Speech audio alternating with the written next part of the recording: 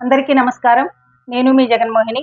Telugu సౌరభాలు channel ద్వారా చందో విజ్ఞానం 12వ విభాగానికి మీ అందరికీ స్వాగతం పలుకుతూ ఇప్పటి వరకు 11 వీడియోల ద్వారా గణ విభజన, వృత్త పద్య లక్షణాలు మొదలైనటువంటివి 11 వీడియోల ద్వారా తెలుసుకున్నాం. ఈ 12వ వీడియోలో జాతి పద్యమైనటువంటి కంద పద్యము, దాని యొక్క లక్షణాలు, దాన్ని గణ విభజన చేసే విధానం మనం ఈ వీడియో ద్వారా తెలుసుకుందాం.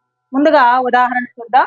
నాదైన భాగ్యవశమున గాదే నీతోడి చెలిమి గలిగెం పరమాహ్లాద మనస్కుడనైతి శుభోదయములకెల్ల నింకయుక్తుడనైతి. ఇది AP state board 10th class text book లో ఫస్ట్ లెసన్ లో ఉన్నటువంటి పద్యం. కంద పద్యం చూడడానికి చిన్నదిగా ఉంటుంది కానీ చాలా లక్షణాలు ఉంటాయి. దానికి లోబడి అవన్నీ నేర్చుకుని కవి రాయాల్సి ఉంటుంది. ఈ కంద పద్యాన్ని రాసిన వాడే కవి అని కూడా అంటారు. అటువంటి లక్షణాలని మనం ఇప్పుడు తెలుసుకుందాం. ఇందులో మొదటిది ఏమిటంటే నల, గగ, భజస అనే గణాలు వస్తాయి.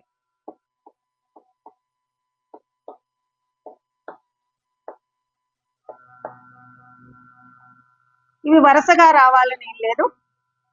నల, గగ, భజస అనే గణాలు వస్తాయి. ఇవి చతుర్మాత్ర గణాలు. చతుర్మాత్ర గణాలు అంటే మాత్ర అంటే చిటిక వేసినంత కాలం, అంటే ఒక్కొక్క గణంలోనూ 4 మాత్రలు రావాలి. అయితే 4 లఘువులైన అయి ఉండాలి, లేకపోతే 2 గురువులు రావాలి, లేకపోతే 2 లఘువులు 1 గురువు రావాలి. అలాగా ఈ గణ విభజన చేసుకుని ఆ గణాల్ని మనం గుర్తుంచుకుంటూ రాయాలన్నమాట. తర్వాత 1, 3 పాదాలు. 1, 3 పాదాలు ఒక విధంగా ఉంటాయి,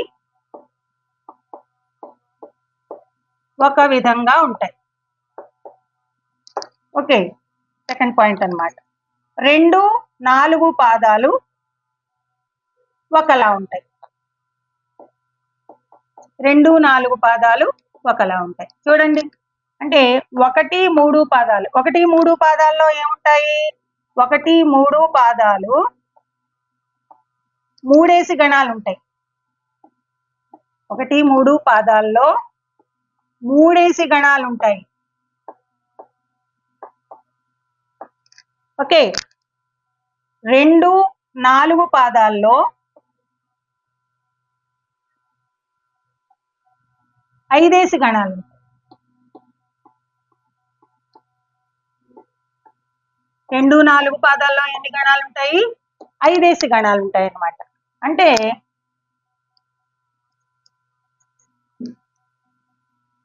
1, 2 పాదాలు. 1, 2 పాదాలు కలిసి ఎన్ని ఉంటాయి?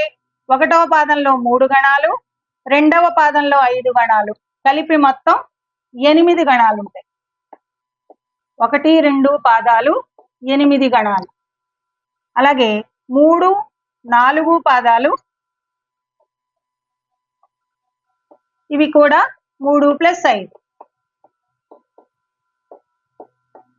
8 గణాలు. అంటే మొత్తం ఎన్ని గణాలు ఉంటాయి కంద పద్యంలో? 16 గణాలు ఉంటాయి అన్నమాట.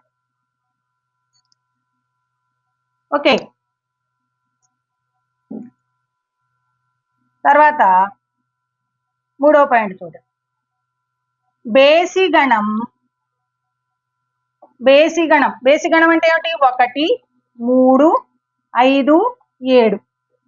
ఈ 1, 3, 5, 7 గణాలకు వచ్చేసరికి బేసిగణం జగణం వాడరాదు. బేసిగణం ఎట్టి పరిస్థితుల్లోనూ జగణం రాకూడదు. ఓకే, ఇంకా 6వ గణం. 6వ గణం నలం కాని, నలం అంటే నగణం మీద లఘువు, నలం కాని, జగణం కాని ఉండాలి. అర్థమైందా? బేసిలో జగణం ఉండకూడదు. 6వ గణంలో నలమైనా ఉండొచ్చు, జగణమైనా ఉండొచ్చు. ఖచ్చితంగా ఈ రెండింటిలో ఏదో ఒకటి ఉండాలన్నమాట. ప్రాస నియమము కలదు.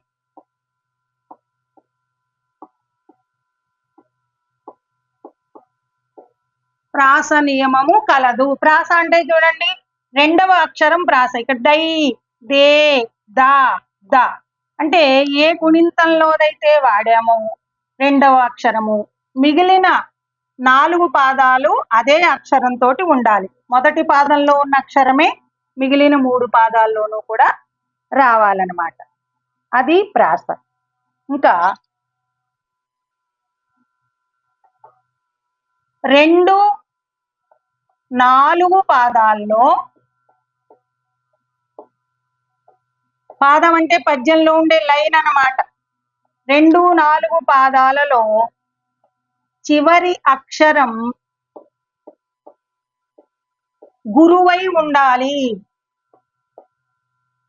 పద్యం ఇక్కడ ఉంచాను, గమనించండి.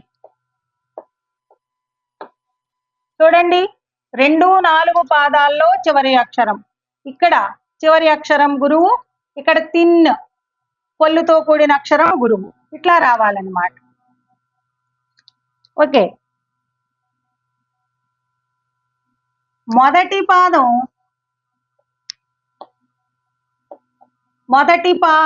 గురువుతో ప్రారంభమైతే, ఓకే, మొదటి పాదం గురువుతో ప్రారంభమైతే గురువు,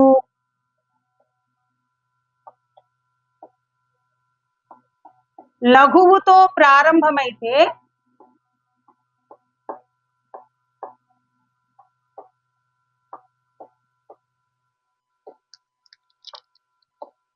లఘువు, లఘువుతో ప్రారంభమైతే లఘువు ఉండాలి. ఇవన్నీ లక్షణాలు అన్నమాట. అంటే చూడండి, మొదటి పాదం ఇక్కడ గురువుతో ప్రారంభించారు, 4 పాదాలు కూడా గురువే వచ్చేలాగా రాయాలి.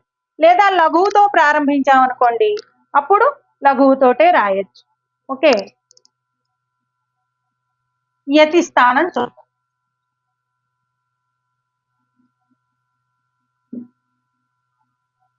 యతి అంటే చెప్పుకున్నాం కదా, రెండవ పాదం 4వ పాదంలో 1, 4 గణాల మొదటి అక్షరాలకు యతి. ఒకవేళ చెప్పినా మళ్ళీ చెప్తున్నాను.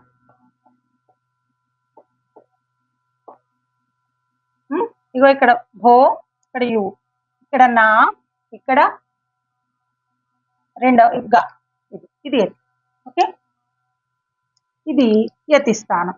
అక్షరాల నియతి లేదు. అక్షరాల నియతి లేదు అంటే ఇద్దే అక్షరాలు ఉండాలి పద్యానికి అనేటటువంటి నియతి అయితే ఏమీ లేదన్నమాట. ఓకే, ప్రాసనేమో ఉంది, 16 గణాలు వస్తాయి.